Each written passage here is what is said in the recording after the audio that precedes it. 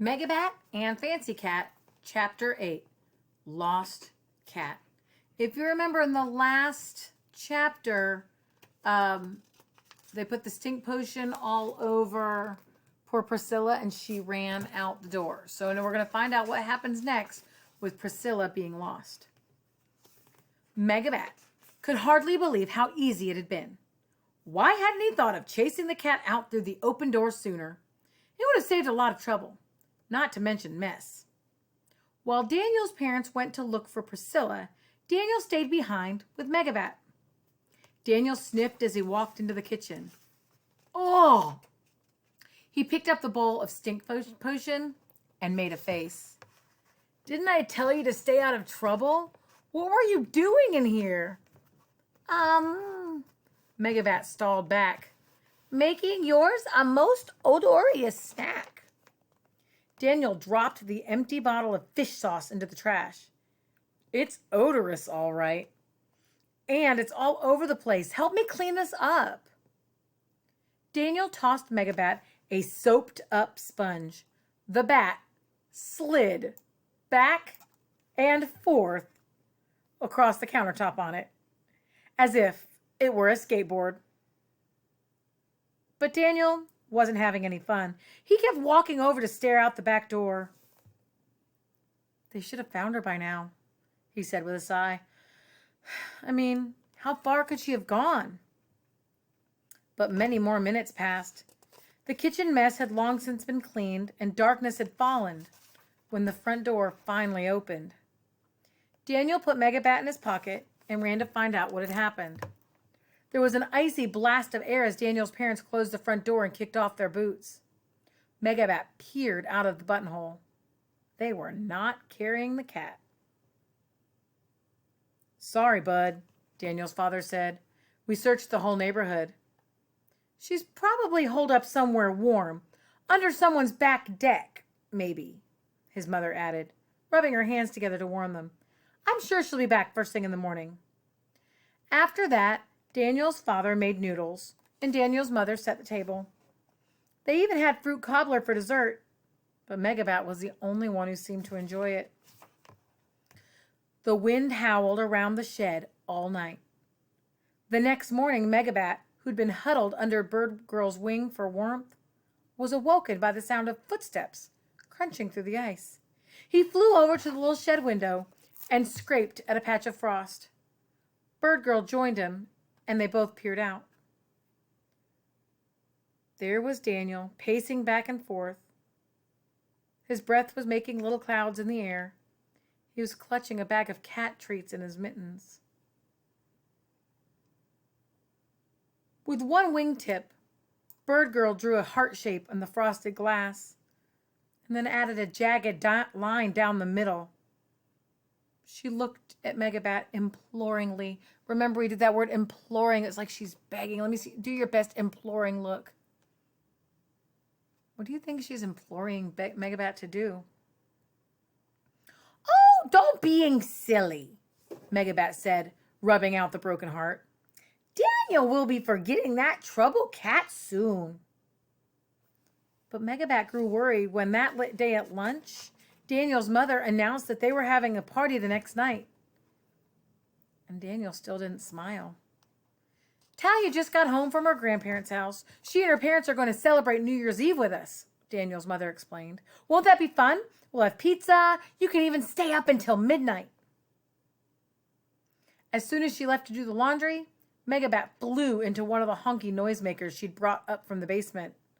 Woo! Party time! Daniel sighed. So MegaBat ducked underneath the sparkly parting hat. He scooted up the table, playing bumper cars with the other hats. Mine's excited for seeing Talia, he said, leaping out from under the hat. Isn't yours excited, Daniel? I guess, his friend answered dully. It's just, I really wanted to introduce her to Priscilla, and now all I can say is that I had a cat, but I lost her. How do you think MegaBat's feeling now? Talia and her parents arrived just after dark the next night. carrying a stack of board games, a pillow-sized bag of cheese puffs, and a large fruit platter. "This is for MegaBat," Talia whispered to Daniel, holding up the platter. At the sound of his name, the fruit bat poked his head out of Daniel's pocket. "Oh!" He drooled at the sight of the melon chunks, grapes, and fresh strawberries. "I'm sorry about your cat, by the way," Talia said to Daniel as they headed for the TV room to start a game of Monopoly. "I've been keeping an eye out. I'm sure she'll turn up." "Yeah, maybe," Daniel said hopelessly. "Where's your brother?" Daniel asked. Talia's younger brother, Jamie, wasn't Daniel's favorite person, but it seemed strange not to have him there. "He's at a sleepover," Talia answered. "They're watching horror movies until midnight." "Where's Bird Girl?" Talia asked in return. "In the shed," Daniel answered. "You know she's not very good at keeping out of sight." "Oh." Talia sounded disappointed. MegaBat, who'd been busy counting Monopoly money and given himself a little extra, glanced up in time to catch her looking out the back window. "You know, though," Talia said, "if we kept her in here, I bet your mom and dad wouldn't even notice. Not tonight." There was loud laughter from the dining room, followed by the clinking of glasses. "And we'd have more fun. Bird Girl's always the life of the party." That was true.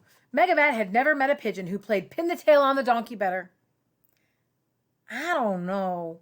Daniel glanced meaningfully at MegaBat. "I've been in enough trouble lately." "Okay," Talia said sadly. But then she added, "I guess I was just thinking nobody should be alone on New Year's Eve. It's bad enough that your cat's out there all by himself in the cold." As soon as Talia said the words, tears sprang to Daniel's eyes. "Sorry," Talia bit her lip. "I shouldn't have reminded you." "It's okay," Daniel sniffed. "She's all I can think about anyway." Talia smiled sadly, and then she went to the craft cupboard. A minute later, she was back with construction paper and markers. "How about if we just try inviting Bird Girl?" she suggested as she laid out the supplies. "We can play music. Her dance moves always cheer you up. If she gets spotted, we'll just pretend she got in by accident." When Talia kneeled down at the coffee table and started to write, MegaBat abandoned the Monopoly money to watch. "Bird Girl, you are invited. Please be our guest of honor for the New Year's Eve party. Location, TV room. Time, right now." "Well," Daniel said, "I guess it would be okay." "It'll be better than okay," Talia said cheerfully. "And she'll love getting this special invitation. That way she won't feel like we forgot her." Daniel got out some red and gold glitter glue to add a fancy border, and when it was all done, he handed the card to MegaBat. "We need you to do an important job," he said. MegaBat loved important jobs. "Can you deliver this to Bird Girl?" "Tell her we really, really want her to be the guest of honor," Talia added. "MegaBats will not be delaying." He grabbed the invitation in his talons and perched on the windowsill. "Careful!" Talia nudged the window open. The glitter glue is still wet. Outside, the wind was whistling, kicking up drifts of snow, but the sky was clear and the stars were bright. MegaBat meant to head straight for the shed. He could hardly wait to see the look of delight on Bird Girl's face, only whoosh! A gust of wind swept the card from his talons and blew it over the fence. "Oh, no!" MegaBat called, swooping after it. He followed the card over the neighbor's back shed and nearly caught up with it, but another gust carried it sideways out into the street. "Coming back here!" The invitation kept floating, traveling higher now over the roofs of two houses, past the school and toward the busy street. It whizzed past the library and the coffee shop. Finally, the card came to rest in an alley beside the back entrance of a restaurant. MegaBat recognized it from the sign as Burger Barn, one of Daniel's favorite places. He swooped down after the invite. "Aha!" he said. "Got you!" But before he could lift off again with the card in his talons, he heard an all too familiar hiss. That's the end of chapter 8. Whose hiss do you think he hears?